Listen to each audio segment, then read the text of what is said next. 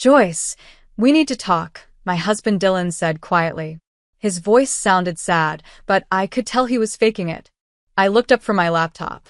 I had been working on the plans for our home renovation. Standing next to him was his mother, Evelyn. She held a tissue to her eyes, pretending to cry. My stomach sank. I had seen this act before. Evelyn was an expert at fake tears. The doctor says I only have 7 months left to live, she said, her voice shaking. I don't want to be alone when it happens. Then she dropped herself into our armchair, the same one she had complained about last week, saying it didn't match her living room style. She even measured it, like she was thinking of taking it home. Something felt off. My name is Joyce Byers. I'm 35 years old, and 3 years ago, my life changed forever. My parents passed away in a car accident. With the inheritance they left me, I bought my dream home, a beautiful old Victorian house. It needed a lot of repairs, but it was mine. I finally had something that was just for me. From the beginning, Evelyn never liked the fact that I owned the house. She always made little comments. Now here she was, trying to move in. Mom needs to live with us, Dylan said firmly. We can turn your art studio into her bedroom. His words hit me hard. That studio meant everything to me. It was where I painted, where I felt peaceful. The room had large windows that let in soft, warm sunlight, the perfect place to create art. I had dreamed about having a space like that for years. I know this is a surprise, Evelyn said, dabbing at her eyes again. But family stays together in hard times. Family? She had never treated me like family. I had been married to Dylan for 9 years, and in all that time, she had made me feel like I didn't belong. To her, I was the woman who had taken her precious son away. Which doctor told you this? I asked gently. Maybe we should get another opinion, just to be sure. Evelyn paused. Dr. Henry, she finally said. But I trust him. Dr. Henry? That name made my eyes narrow. Last year, just before Dylan and I were going to Belgium for vacation, Evelyn said the same doctor told her she had a rare disease. We canceled the whole trip to take care of her. And then, just 3 weeks later, she was totally fine. I looked at her, trying to stay calm. Was this another one of her tricks? I had already given up so much because of her lies. I need time to think, I said. And I meant it. Because this time, I wasn't going to be fooled so easily. I said I need time to think, I repeated calmly. Dylan didn't like that. He raised his voice. My mother is dying. Where is your compassion? I looked at him closely. For years, I had watched him take his mother's side over mine in every argument. No matter how small or big the issue, he always defended her. And now he was doing it again. Something inside me shifted. I understand this is hard, I said firmly, but I still need time to think. Evelyn, who had been standing quietly, suddenly smiled sweetly. Well, she said in a soft voice, since Dylan is your husband, the house belongs to him too. And it's a son's duty to take care of his mother. I raised my head and looked directly at her. Actually, the house is in my name only, I said clearly. I bought it with the inheritance my parents left me. Evelyn's fake smile faded. She wasn't expecting that response. But that's not the point, I continued. This is a serious decision. I won't be rushed. I walked out to the garden to clear my head. The garden was my favorite place. Quiet, peaceful, full of flowers I had planted with care. I sat on the wooden bench and pulled out my phone. I searched for Dr. Henry's office and called the number. Hi, I said politely to the receptionist. I'm checking on a patient, Evelyn Sharma. Do you have any record of her visit? I'm sorry, the woman replied. We don't have any patient with that name in our system. I thanked her and ended the call. I wasn't surprised. My gut had been telling me something was wrong. Later, I called my sister Megan. She's a nurse and has access to medical records. Can you check something for me? I asked her. 3 days later, Megan called back. Evelyn hasn't been to any cancer specialist, she told me. She hasn't even seen an oncologist. There's no diagnosis. She's lying. I felt both relieved and angry. For a whole week, I had watched Evelyn act like she was sick. She brought over moving boxes and talked about what color she wanted to paint the walls. Dylan treated me like I was heartless. He barely spoke to me and looked at me like I was the bad person for hesitating. Then came the big family dinner. Evelyn had invited everyone. Dylan's sisters, their husbands, aunts, uncles, and cousins. I knew what she was trying to do. She wanted to make me look bad in front of the whole family. She stood up during dinner and pretended to be emotional. She announced her fake diagnosis and said I had kindly agreed to let her move in. Everyone clapped and praised Dylan for being such a loving son. I stood up too. My hands didn't shake. I lifted my glass and said, "I have something to say." Evelyn smiled, thinking I was about to agree. Instead, I opened a folder, looked her straight in the eyes, and said, "I spoke to Dr. Henry's office. I also spoke with every other cancer doctor in the state," I said clearly, looking directly at Evelyn. Her face turned pale. The dining room went completely silent. The only sound was her fork dropping onto her plate. It clattered loudly in the quiet room. Her hands began to shake as she reached for her water glass. I don't understand," she said, her voice trembling. "Dr. Henry doesn't share patient information." "That's strange," I replied calmly, "because Dr. Henry retired 4 years ago. His clinic has been closed ever since." Dylan stood up quickly. His chair made a loud noise as it scraped across the floor.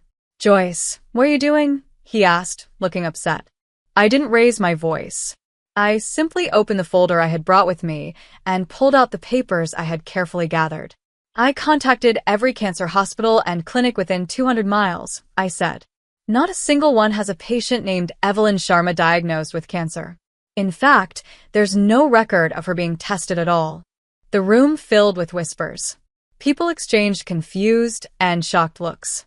Evelyn's sister, Madison, leaned forward and frowned. "Evelyn, is this true?" she asked gently. Evelyn suddenly stood up and shouted, "She's lying.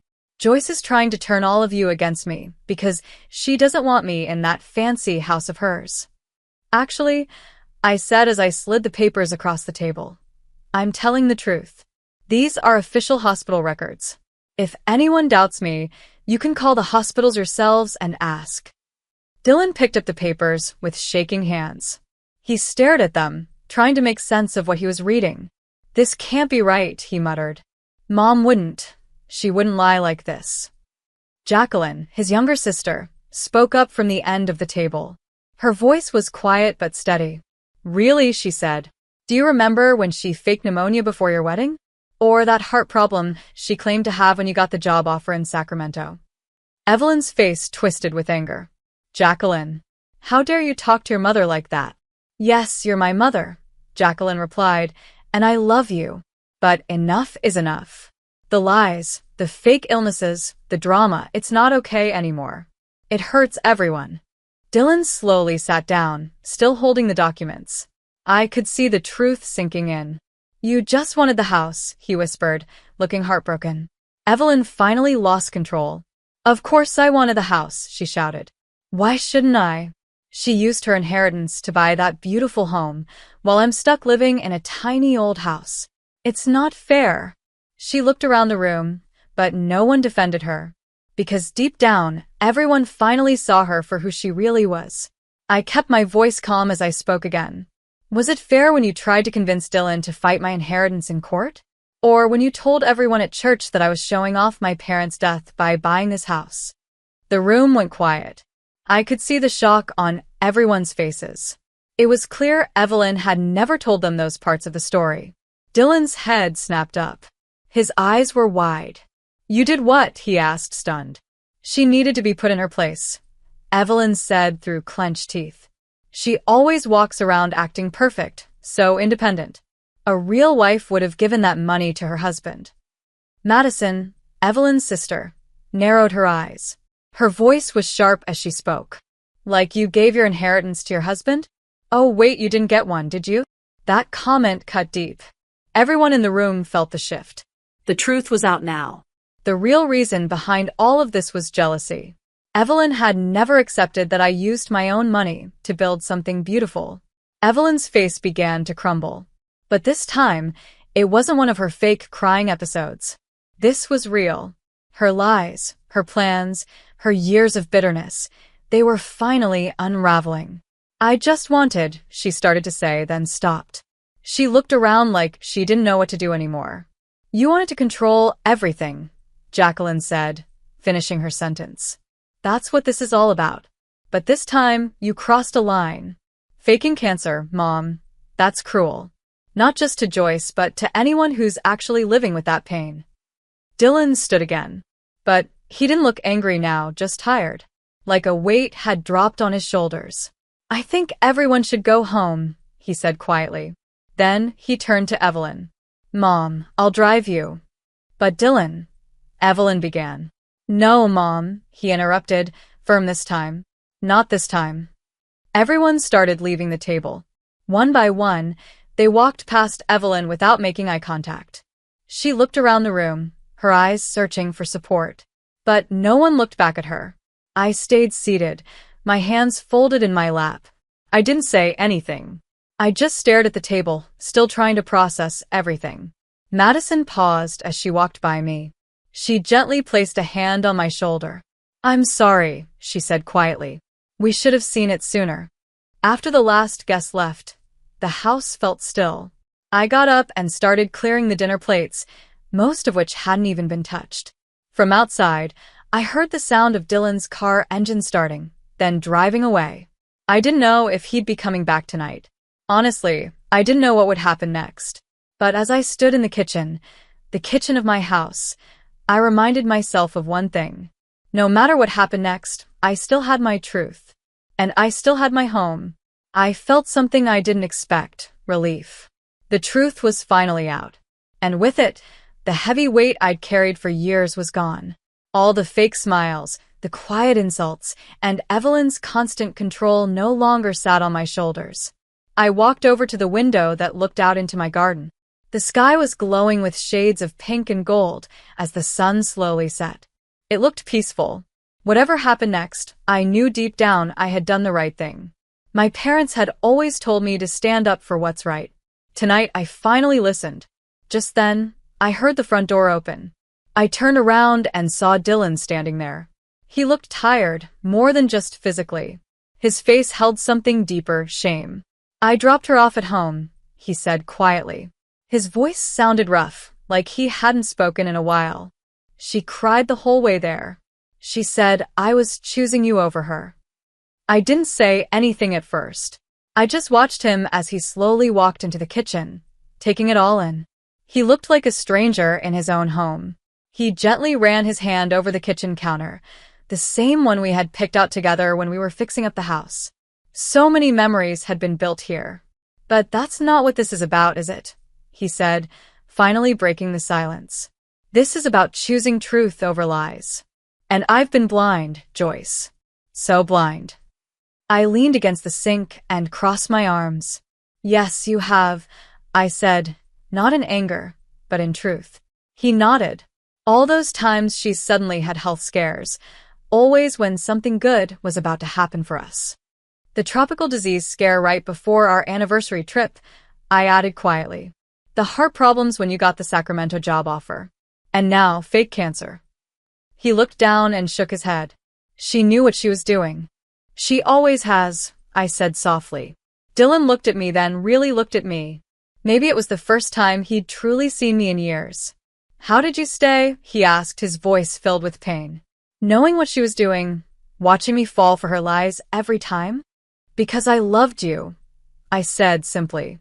But Dylan, I can't keep living like that. I won't do it anymore. He nodded and slowly sat down in one of the kitchen chairs, rubbing his hands together like he was trying to make sense of everything. I don't expect you to, he said, his voice cracking. What she did, faking cancer. He paused, trying to hold back tears. My aunt died of cancer last year, he whispered. How could she use that? How could my own mother use something so painful just to get what she wanted? I didn't have an answer. But for the first time, we were both finally facing the truth. I moved to sit across from Dylan, feeling the heavy weight of everything we had just been through. The silence between us was full of emotion. Your mother needs help, Dylan, I said gently. Professional help. What she's doing isn't normal. He nodded slowly. Jacqueline's already looking into family therapists, he replied. She thinks Mom's behavior has gotten worse since Dad passed away. It's like she always has to be in control, always has to be the center of everything. We sat quietly for a while. The soft ticking of the kitchen clock was the only sound. Each second felt like it marked a new beginning, a moment of reflection. We both had so much to think about. Finally, Dylan reached across the table. He opened his hand, palm facing up. I know I don't deserve your trust right now, he said quietly. But I want to try.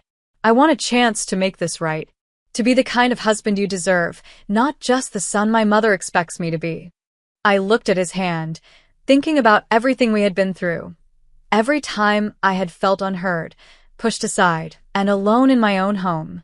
It won't be easy, I said, my voice steady. There have to be real boundaries this time. Clear ones. I know, he agreed quickly. No more sudden visits. No more guilt trips. No more letting her decide how we live our lives. He paused, then added, and I think we should go to counseling. Together. I need to understand how I let things get this far, how I hurt you by always choosing her side. Tears filled my eyes, not because I was sad, but because for the first time in years, I felt seen. This was the man I had fallen in love with. The man I thought I had lost to his mother's control. Okay, I said, placing my hand gently into his. We can try. The next few months were not easy. Evelyn would swing between crying and saying sorry, then suddenly blaming me again. Some days, she called just to yell. Other days, she pretended everything was fine. But we stayed strong. Dylan started therapy both with me and on his own. He began to see how deep his mother's influence had gone and how much it had hurt our relationship. He worked hard to change, and I could see the difference. I also focused on myself. I finished setting up my art studio, finally turning it into the peaceful space I had always dreamed of. I filled it with bright light and big canvases. And sometimes while I painted, I thought back to that dinner. The night it all changed. The night I almost lost my dream home because of Evelyn's lies. But I didn't lose it. I held on. And now I was finally getting my peace back. When I look at how much our lives have changed, I feel calm and grateful. There is peace now. There is honesty between Dylan and me. Our connection feels stronger than it has in years, and I know deep in my heart, it was all worth it. It took time, but Evelyn eventually agreed to start counseling. It wasn't easy. She only went after Jacqueline and Madison sat her down and gave her a serious choice: get help or be left out. That moment finally made her realize she couldn't keep living the way she had. She's still learning. Slowly, step by step, she's trying to rebuild her relationships, not with lies or guilt, but with honesty.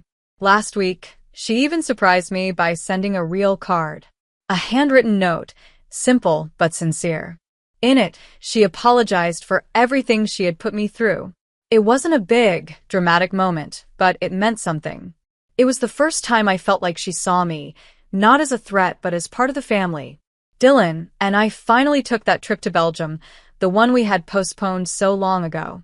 We visited beautiful cities, ate delicious food, and sent postcards to his mother from every place we went. Just simple updates, kind and thoughtful, with no hard feelings. When we returned, our home was exactly the way we left it. No surprise visits, no made-up emergencies, no emotional drama. Just peace. Just home. Yesterday, I was working in my garden when I noticed something special. A small rosebud had pushed through the soil, the first one of spring. It made me smile. That tiny flower felt like a symbol of everything we'd been through. Like our family, it was growing again, but this time in a healthy way. Slowly, naturally. Not perfect, but real. That's all I ever wanted. The house still stands just as it always has. Same walls, same rooms, same windows. But something about it feels different now. It's not just my escape anymore. It's not the place I go to hide from problems. It's our home, mine and Dylan's. A place built on trust, respect, and truth. A place where we can grow without fear, without lies, And without control, there may still be bumps along the way. Healing isn't always fast or easy. But I know one thing for sure. No amount of manipulation, guilt, or pressure can build what we now have. This home, this life, it's finally ours. And that's something no one can take away.